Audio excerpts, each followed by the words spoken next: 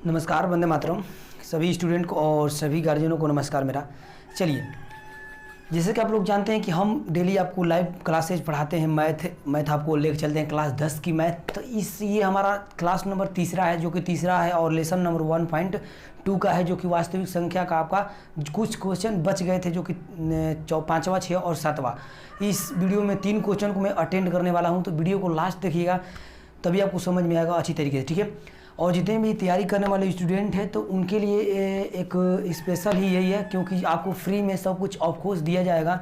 तो अगर हमारे साथ 1000 बच्चे, 2000 बच्चे अगर जुड़ जाते हैं तो और बेटर होगा हमारे लिए, क्योंकि अभी सिर्फ 40 या 50 बच्चे हम हमारे साथ, मतलब पढ़ने वाले सिर्फ 40-50 जुड़े हुए हैं। लेकिन वैसे तो हमारे मतलब 3-4 हज़ार हैं, लेकिन अभी पढ़ने वाले सिर्फ फिलहाल में जो लॉकडाउन में पढ़ रहे हैं वो सिर्फ 50 से 60 बच्चे हैं, ठीक है। चलिए, कोई बात नहीं, कितनी भी हो उससे मुझे मतलब नहीं है। हमको कहा अपना ड्यूटी निभाना है, तो हम अपना ड्यूटी कर रहे हैं। तो अब इस वीडियो में मैं बताऊंगा आगे क्वेश्चन को, जो कि 1.2 के जो आगे क्वेश्चन है उसको कैसे हल करेंगे, ठीक है।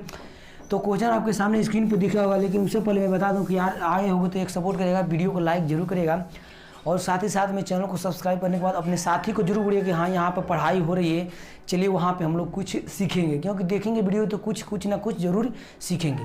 चलिए, जैसा आप लोग देख रहे होंगे, तो हम क्लास मैथ क्लास 10th की आगे वाले सेक्शन 1.2 के आगे जो हमने क्वेश्चन बताया, उसको क्वेश्चन को हम लोग करेंगे।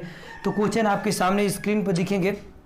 और सॉरी, मैं एक क्षमा चाहूँगा आपसे, क्योंकि हमारे आसपास जो हम गाँवी इलाका से बिलोंग करते हैं, तो यहाँ पर कुछ समझ सकते हैं जानवर और बहुत से हैं, जैसे हम मुर्गी बोलते हैं, मुर्गा बोलते हैं, ये सब तमाम तरीके की चीज़ें बोल रहे हैं, तो उस पर आप लोग थोड़ा गौर मत करिएगा, क्योंकि ऐसी बातें यहाँ पर होती रहेगी थोड़ी थोड़ी, ठीक है। लेकिन हम इसको सुधारने की भरपूर कोशिश करेंगे कि शायद नॉइस आपके सामने ना जाए, ठीक है। लेकिन होता है, हम कितनी बार बोल चुके हैं, लेकिन इससे कोई फ़र्क नहीं पड़ा। चलिए, कोई बात नहीं।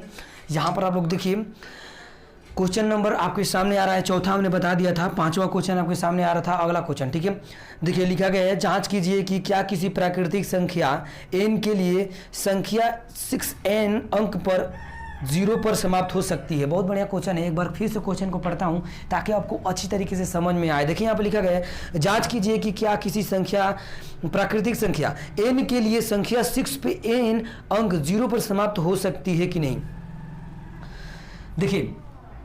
देखिए, मैं आपको एक चीज़ बता दूं जो आपको जानना चाहिए, जानोगे तभी ऐसे क्वेश्चन को हल कर पाओगे, नहीं तो हल नहीं कर पाओगे, ठीक है।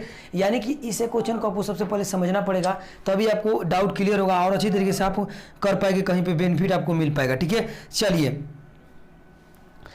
और सबसे पहले मैं बता दूं कि वह प्राकृतिक संख्या जो शून्य पे समाप्त होती है, अभाज्य संख्या जिसको हम बोल सकते हैं, या वह प्राकृतिक संख्या जो शून्य पे समाप्त होती है, वो किसके खंड में होती है दोस्तों।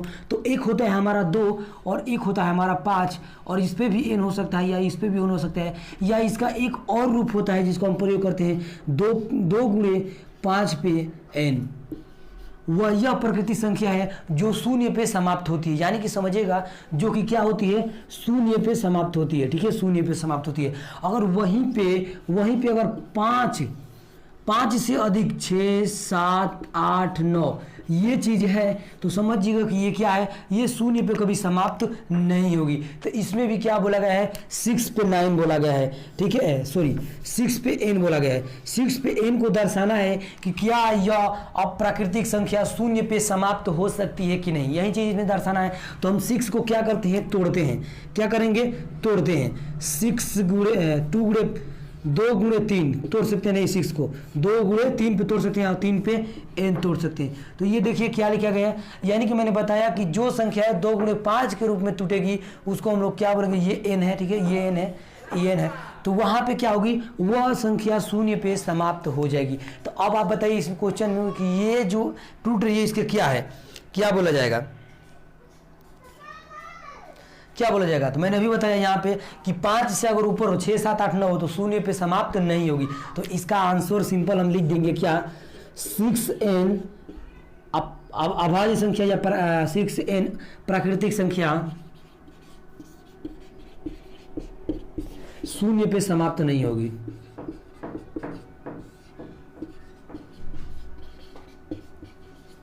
बस ये हो गया हमारा आंसर। बस इतना सा करना है और कुछ आपको करना नहीं है।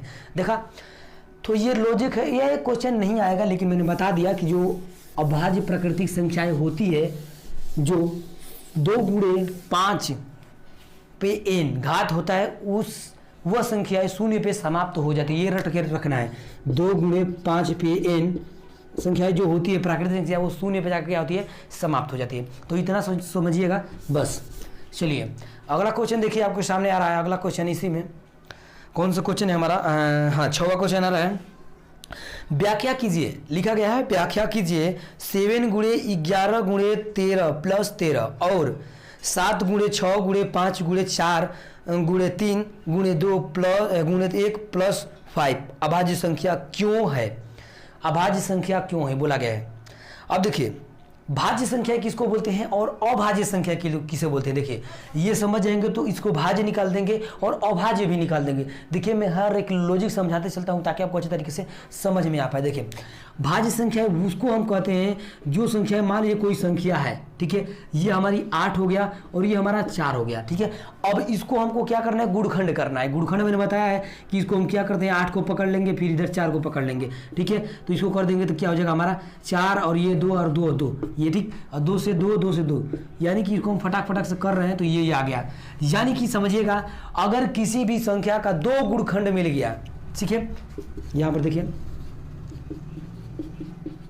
इसको हम लिख रहे हैं, ठीक है, और ये हमारा 4 का हो गया 2 गुणे 2, ठीक है। अब देखिए अगर इसमें कॉमन मिल जाता है, कॉमन मिल जाता है तो हमारा क्या निकलता है, आपको पता है कि कॉमन मिलता है तो HCF निकलता है। तो 2 इसमें कॉमन है, 2 निकल गया, ये 2 कॉमन है, 2 भी निकल गया, ठीक है। तो यहाँ पर देख सकते हैं 2 2 4, यानी कि इसका जो 4 है। और अभाज्य संख्याएं वो होती है जिसमें कुछ कॉमन नहीं मिलता है, तो कुछ जब कॉमन ना मिले तो हमारा 1 होता है। तो हमारा अभाज्य संख्या वो संख्या होती है जिसका गुणखंड सिर्फ 1 हो, तो उसे अभाज्य संख्या कहती है। और जिसका गुणखंड 1 से अधिक हो, यानी कि 2 आए, एक तो हमारा पहले से 1 है, पहले से किसी भी संख्या में एक गुणखंड होता है, किसी भी संख्या का एक गुणखंड होता है, लेकिन उसमें अगर एक और संख्या हो जाए, इसमें ये 4 आ गई, तो इसमें 1 आ जा रहा है और 4 आ जा रहा है, यानी कि ये 2 आ गया, तो ये क्या है, भाज्य संख्या है। और जिसमें 1 आएगा वो अभाज्य संख्या है। तो भाज्य संख्या और अभाज्य संख्या आप लोग समझ गए होंगे कि जिसमें 2 गुणखंड हो जाए वो हमारा भाज्य संख्या हो जाती है, और जिसमें 1 गुणखंड हो वो हमारा क्या होता है, अभाज्य संख्या होती है, ठीक है, सिंपल से। अब देखिए इसमें क्वेश्चन क्या है, लिख रहा है यहाँ पे बोर्ड पे दिया है 7 गुणे 11 गुणे 13 और प्लस 13, ठीक है। और इसी में हमारा दूसरा है 6 गुणे 7 गुणे 6 गुणे 5 गुणे 4 गुणे 3 गुणे 2 गुणे 1 प्लस 1 दिया, प्लस 5 दिया, ठीक है, बढ़िया क्वेश्चन है। अब इसको क्या करना है, भाज्य संख्याएं है, कौन सी अभाज्य संख्या है निकालना है, दोनों को हल करके निकालना है। तो एक बता दूंगा तो दूसरा आप लोग खुद ही निकाल लोगे, ठीक है। चलिए इसमें से कौन बता दूं, तो इसमें से मैं बता देता हूँ कौन सा, चलिए इसको ही मैं बता देता हूँ ताकि आपको ये ऊपर वाला आसान लगे, ठीक है। इसको बता देता हूँ ताकि आपको ऊपर वाला आसान लगे। चलिए कैसे करेंगे, देखिए यहाँ पर 7 गुणे 6 गुणे 5 गुणे 4 गुणे 3 गुणे 2 गुणे 1 गुणे और यहाँ पर प्लस 5 दिया है। तो क्या करेंगे हम इसको हम क्या करेंगे, इसमें देख सकते हैं कि इसमें 5 एक सिंपल से कॉमन मिल रहा है, यहाँ पे 5 का हो रहा है कि कॉमन मिल रहा है, तो 5 को हम यहाँ से कॉमन ले लेते हैं, ठीक है। चलिए 5 को हमने ले लिया कॉमन। अब क्या बच गया, 7 बच गया, 6 बच गया, 5 तो निकल गया, 4 बच गया, 3 बच गया और 2 बच गया और 1, और यहाँ पर प्लस 5 तो निकल गया तो 1 बच गया। अब इसको हम हल कर देते हैं, इसको गुणा करके 1 में करिए गुणा और प्लस 1 कर दीजिए, अपना जो आंसर आएगा वो हो जाएगा, ठीक है। तो चलिए करते हैं, 7 6 42 और 42 में 4 से गुणा कीजिए, 4 से 42 में गुणा करेंगे हम लोग, 4 दूनी की 8 और 4 चौका 16 17 और हाँ 16 हो गया, 168। अब 168 यहाँ तक आया हमारा। अब 168 में 3 दूनी का 6, 3 दूनी का 6, 168 में हम 6 से गुणा कर देंगे, 8 6 48, 8 4 6 6 36 4 40, हासिल 4 6 6 6 4 10, यानी कि इतना आ गया 1008। यानी कि सिंपल से 1000 हमारा कितना आया, इसको हम हल किए 5 और ये इसका हम सिर्फ हल किए तो कितना आया, 1008 आ गया और प्लस 1 आ गया, ये चीज़ आ गया इतना। अब इसको हम कर देंगे 5 और इसको हम जोड़ देते हैं अगर, तो हमारा क्या हो जाता है 1009 हो जाएगा, ठीक है, 1009 हो गया। अब इसको हम ये कॉमन के मतलब क्या है, ये कोष्टक के मतलब गुणा में है, तो 5 गुणे 1009 सॉरी बार 109 करें 1009। अब इसको सिंपल से गुणा कर दीजिए, गुणा करने के बाद इसका गुणखंड करेंगे। अगर गुणखंड में सिर्फ कोई कॉमन नहीं मिलेगा, सिर्फ 1 आएगा, तो समझ लीजिएगा कि आपका जो है ये संख्या क्या है, क्या है, तो ये हमारा जो है कि 5 से कटेगा, ये 5 से कटेगा और 9 1 10, और ये हमारा 5 से ये भी शायद कट सकता है, नहीं कटेगा 5 से। 2 3 6 तितली का 9 और तितली का 9 नहीं कटेगा, नहीं कटेगा।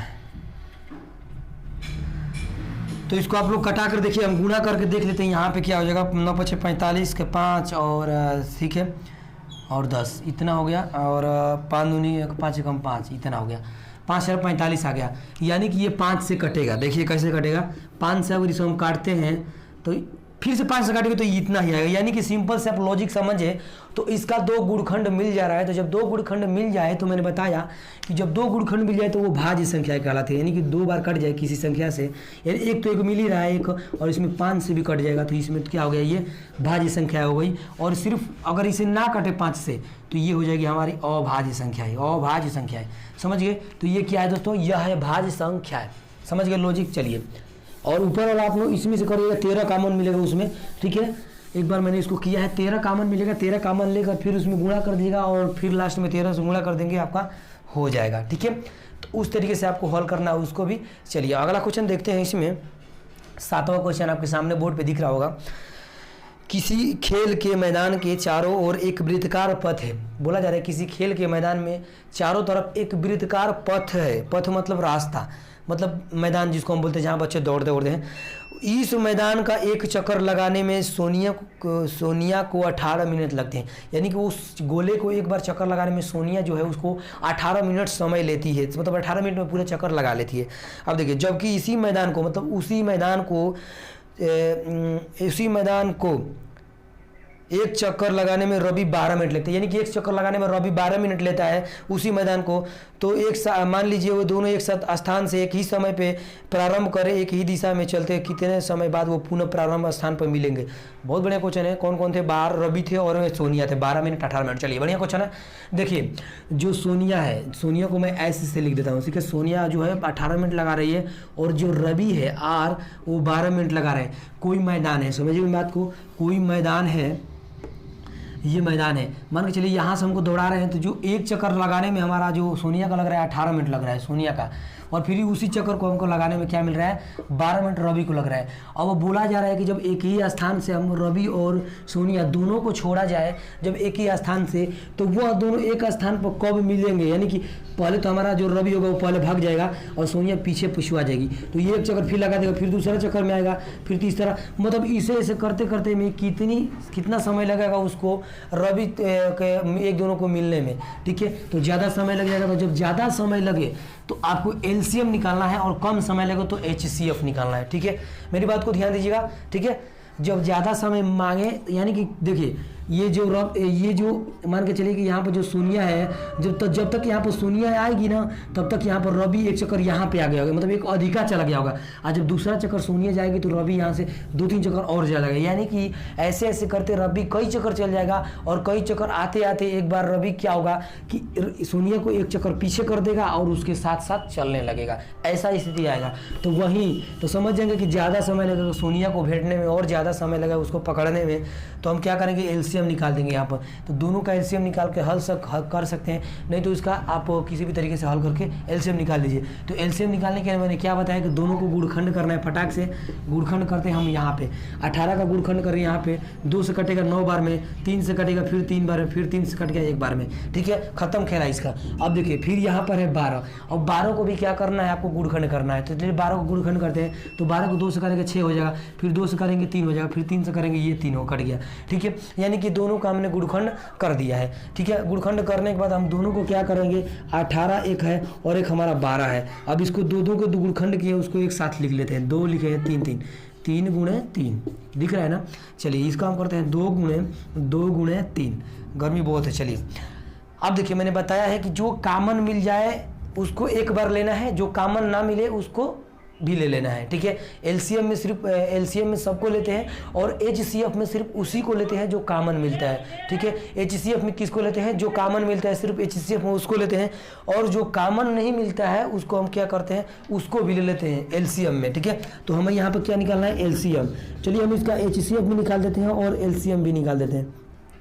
पहले हम निकालेंगे एचसीएफ। तो एचसीएफ इसमें क्या है, तो देख रहे हैं 2 है, इसमें भी 2 है और इसमें भी 2 है, यानी कि ये कॉमन मिल रहा है, दोनों में मिल रहा है। तो हमने 2 एचसीएफ को निकाल दिया। अब देखिए 3 है यहाँ पर, 3 कहीं पर है तो 3 यहाँ पर है, तो 3 भी कॉमन मिल गया तो 3 निकल गया। ठीक है, अब देखिए यहाँ पर 3 है, यहाँ पर और कहीं 3 है नहीं है, यहाँ पर 2 है और इसमें कहीं 2 है नहीं है, यानी कि हमारा जो एलसीएम हो गया है HCF हो गया, 2 में 3 से गुणा कर 3 दूनी का 6, यानी कि HCF हमारा 6 हो गया। अब देखिए मैंने बताया है कि जो कॉमन मिल जाए उसको तो हम लेंगे ही लेंगे, यानी कि 2 और 3 एलसीएम निकाल रहे हैं तो 2 और 3 को तो हम लेंगे ही लेंगे, लेकिन जो कॉमन नहीं मिल रहा है उसको भी ले लेंगे। ये यानी कि कॉमन ये कौन नहीं मिल रहा है, ये तो कॉमन हमारा मिल गया है। ठीक है, इसको तभी ना लिए यहाँ पे। हाँ, तो ये सिर्फ ये नहीं मिल रहा है और ये नहीं मिल रहा है, तो हमारा एक 2 नहीं मिल रहा है और एक 3 नहीं मिला है। 3 दूनी का 6, 3 दूनी का 6 और 36, यानी कि इसका एलसीएम हमारा क्या हो जाएगा दोस्तों 36।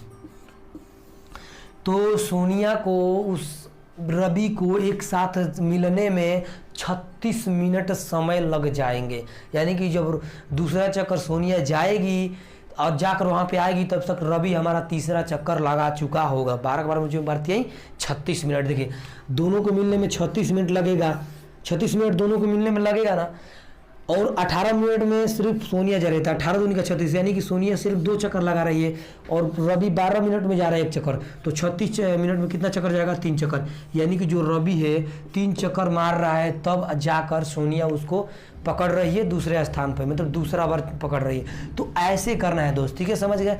तो ये 3 क्वेश्चन जो कि बहुत महत्वपूर्ण थे। अगला क्वेश्चन हम लेकर आएंगे 1.3 का, वास्तविक संख्या में 1.3 का क्वेश्चन हमारा कल होगा और ये हमारा आज का था। तो कैसा लगा आपको जरूर बताइएगा, क्योंकि मैंने बेहतरीन तरीके से आपको बताने की कोशिश किया है और डेली ही ऐसे ही बेहतरीन तरीके से बताने की कोशिश में करेंगे। चलिए, आपके साथ साथ हमारा भी लाभ होता है, क्योंकि हम सबसे पहले उसको पढ़ते हैं, मतलब कुछ समय देते हैं 10-15 मिनट 20 मिनट उसको देख लेते हैं क्वेश्चन को, उसको बाद ही सोचता हूँ कि आपको अच्छी तरीके से बताने की एक्सपीरियंस मुझे बना रहे, क्योंकि जो मैं फर्स्ट टाइम जब था शुरुआती समय, उस समय में मतलब बोलना भी एक तरीका था, नहीं आ रहा था, और वैसे तो मुझे हिंदी बोलना भी उतना अच्छा नहीं आता है, फिर भी जो भी है टूटी फूटी मतलब समझ में आ जाता है, ऐसा बोलता हूँ। चलिए कोई बात नहीं। सभी स्टूडेंट को नमस्कार और माता पिता को प्रणाम। और एक बात करिएगा, वीडियो को लाइक करके और दोस्तों को जरूर शेयर करिएगा कि हाँ तो उसको भी तैयारी लॉकडाउन में चल सके, क्योंकि ये फ्री ऑफ कोर्स क्लासेज है और यहाँ पर बहुत सी यूट्यूब पे ऐसी क्लासेज हैं जो आपको 500 रुपया सालाना लग रहा है। ठीक है, और वहाँ पे आपको जमा कर फिर वहाँ पर ज्वाइन होंगे तब पढ़ सकते हैं, लेकिन यहाँ पे आपको फ्री ऑफ कोर्स क्लासेज मिलेंगी। हाँ, और जो बोर्ड फार्म होगा ना, वहाँ पे देखेंगे बोर्ड में कि बहुत लाभदायक चैनल आपके लिए होगा। तो शुक्रिया, वंदे मातरम, जय हिंद।